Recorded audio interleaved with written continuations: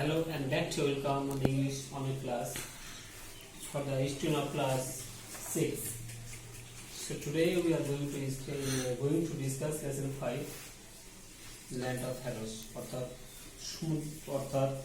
বলা হচ্ছে মিশর দেশের রাজার যে পিরামিড সেই গল্প মিশর দেশের রাজা কিভাবে কবর দেওয়া হতো তার সম্বন্ধে গল্প আজকে আমরা আলোচনা করবো অ্যাক্টিভিটি 1 ঠিক আছে একটা দুই আলোচনা করবো তো অ্যাক্টিভিটি 1 এ যে আছে তোমরা দেখে না এখানে লিখেছে ঠিক দ্য কারেক্ট অল্টারনেটিভস তো অপশন এখানে কি দেখো ব্র্যাকেটের মধ্যে দেওয়া আছে হ্যাঁ অপশনে দেওয়া আছে এর মধ্যে সঠিক যেটা হবে সেখানে টিক মারতে বলেছে এখানে রেড কালার দিয়ে ইন্ডিকেশন করা আছে যে টিক মারতে হবে তো তোমরা দেখো যে কি হবে টিকটা হবে অ্যানসার পড়তে যে ঈশান এন্ড হিজ মাদার ভিজিটেড তো ঈশান এবং তার মা তার ঘুরতে গেছিল কোথায় হ্যাঁ অর্থাৎ ভিজা ল্যাকশোর না Alexandria to see the pyramids অর্থাৎ ঈশান তার মা কোথায় ঘুরতে গিয়েছিল হ্যাঁ যে পিরামিড তোমরা জানো যে পিরামিড দেশ কোন দেশকে বলা হয় মিশর দেশকে তো মিশর কোথায় মিশর কি গিজার অবস্থা মিশরে তো প্রথম অ্যান্সারে কি হবে এটা ঠিক হয়ে গেল প্রথম কোশ্চেন অ্যান্সার হয়ে গেল that Ishan and his mother visited Giza to see the pyramids ঠিক আছে তার পিরামিড দেখার জন্য কোথায় গিয়েছিল গিজা ওকে নাম্বার 2 বি নম্বর দেখো a pyramid is a huge rectangular cylindrical না triangular monument তোমরা জানো যে পিরামিডের আকৃতি কি রকম ঠিক আছে তো পিরামিড যে ট্রায়াঙ্গুলার তাহলে কি ট্রায়াঙ্গুলার এই যে বুঝতে পারছো এরকম পিরামিড আকার এরকম অর্থাৎ ত্রিভুজ আকৃতি ঠিক আছে তো মনোমেন্ট তুমি জানো সমাধিসৌধ তো পিরামিড তার অ্যানসার কি হবে triangular okay number C river Nile Bhagirath Volga flows through Egypt Egypt যে দেশ সেই মিশর যে দেশ ইজিপ্ট সে মিশর দেশের যে রিভার নীল ঠিক আছে এখানে বলছে যে রিভার নাম বলা হয়েছে আমরা তোমরা জানো যে মিশরকে কি বলা হয় নীল নদের দান বলা হয় ঠিক আছে তো বুঝতে পারছো যে রিভার যে যেখানে রয়েছে সেই নদীর নাম কি হ্যাঁ নীল ভাগীরথ না ভলগা মিশর দেশের উপর যে নদী সেগুলি সব মিশর দেশের যে মানে উপর দিয়ে কোন দিকে প্রবাহিত হয় কি নীল তাহলে সেই জন্য আমরা জানি মিশরকে বলা হয় নীল নদের দান ওকে তাহলে অ্যান্সার হলো কি সিএটা নীল তারপরে চলে আসো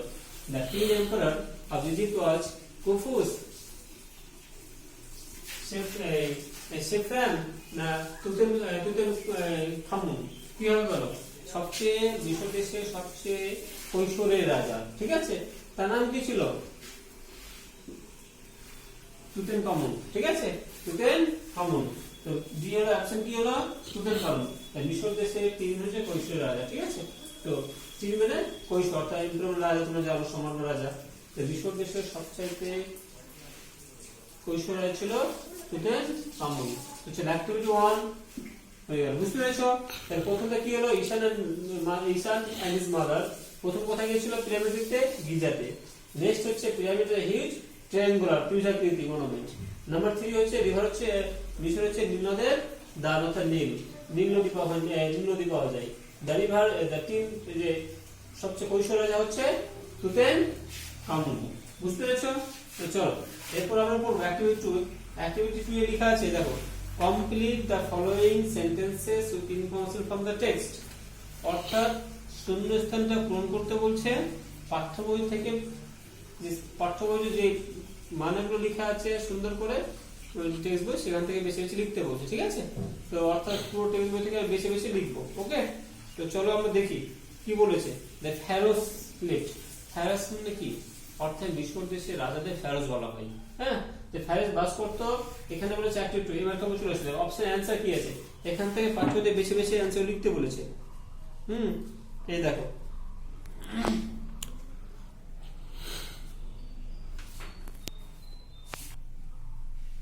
এখানে দেখো লিখেছে ফ্যারোস ইজ অ্যান ইজিপশিয়ান কিং অর্থাৎ ফ্যারোস হচ্ছে আমাদের মিশর দেশের রাজা দ্য ফ্যারোস লিভড অ্যারাউন্ড 5000 ইয়ার্স অর্থাৎ ফ্যারোস এখানে 5000 বছর আগে পর্যন্ত এখানে বাস করতো তার आंसर কি হবে প্লাস লিভড লেখা আছে অ্যারাউন্ড ঠিক আছে অ্যারাউন্ড কি লেখা আছে 5000 5000 ইয়ার্স 5000 বছর আগে পর্যন্ত এখানে বাস করতো তাহলে आंसर কি হবে প্লাস লিভড লেখা আছে অ্যারাউন্ড 5000 ঠিক আছে অ্যারাউন্ড কি লেখা আছে 5000 ঠিক আছে 5000 বছর আগে পর্যন্ত এখানে বাস করতো তাহলে आंसर কি হবে প্লাস লিভড লেখা আছে অ্যারাউন্ড ঠিক আছে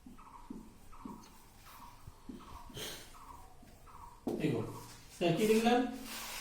মিশরের রাজারা বাস করতো অ্যারাউন্ড 5000 ইয়ার্স এগো, অর্থাৎ 5000 বছর আগে পর্যন্ত। ওকে, তার নাম্বার দেখো স্পিংস যে রক স্ট্যাচু, আমরা জানি যে গল্পে পড়েছিলাম স্পিংস হচ্ছে রক, ঠিক আছে, পাথরের কি আছে স্ট্যাচু, মূর্তি। হ্যাঁ, তো যার কি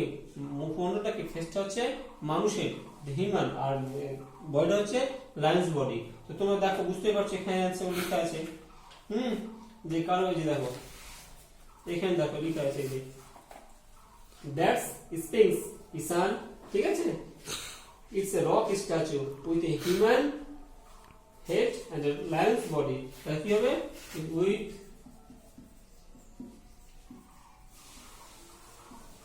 human head and lion's body. Okay, তারপরে দেখো ইসান মাদার ওয়েন টু ফিচ, দেখো বিশাল মাদার ওয়েন টু গিয়েছিল ফিচ আনতে, ঠিক আছে, তো কোথায় ওই দেখো ইসান বলছে I will go fetch a couple of sandwich and water from the car. You have fetch a couple, see you was into couple of sand beaches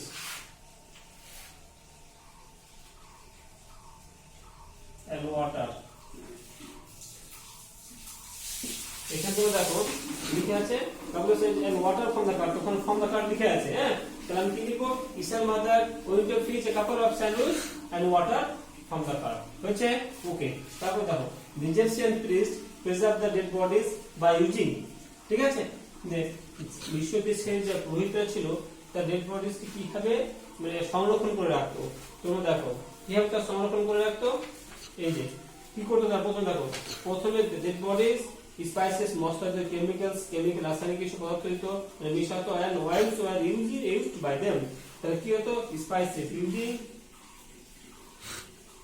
spices,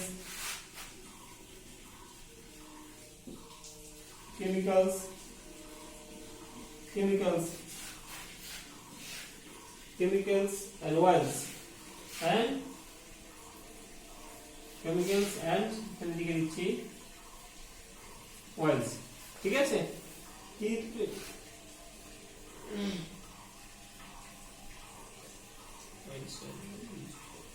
ঠিক আছে, এইটুকুই ইউজিং ওয়েলস। তাহলে কি মিশর দেশে যে রাজারা যে বডিটাকে অর্থাৎ মৃত যে মানুষের যে বডি মরে যায়, সব মানুষ যে মরে যায় তার যে বডি, ঠিক আছে, তার মৃত যে দেহটাকে কি কি দিয়ে তার সংরক্ষণ করে রাখতো, তার স্পাইস মশলা কেমিক্যালস এন্ড অয়েলস দিয়ে তারা সেটা সংরক্ষণ করে রাখতো। এই হয়ে গেল অ্যাক্টিভিটি 2 এর পুরো answer. Fill in the blanks with information from the text, অর্থাৎ শূন্যস্থানটা পূরণ করতে হচ্ছে পাঠ্য বই থেকে বেছে নিয়ে। ওকে, তো তোমার অ্যাক্টিভিটি 1 বলে দিলাম টিক মার্ক আছে, আর অ্যাক্টিভিটি 2 আছে শূন্যস্থান পূরণ। তো এই হলো অ্যাক্টিভিটি 1 অ্যাক্টিভিটি 2। তো আজকের অ্যাক্টিভিটি 1 এইটুকুই হলো। এরপর আমি যখন নেক্সট ক্লাসে আসবো তোমাদেরকে আলোচনা করব তোমাদেরকে আজকে সেই দিন ক্লাস 6 এর অ্যাক্টিভিটি 4 আর অ্যাক্টিভিটি 5 নিয়ে, ঠিক আছে। তো আজকের জন্য এইটুকুই, তোমার বাড়িতে থাকবে প্রত্যেকটা কোশ্চেন অ্যানসার দেখে নেবে। হ্যাঁ, থ্যাংক ইউ।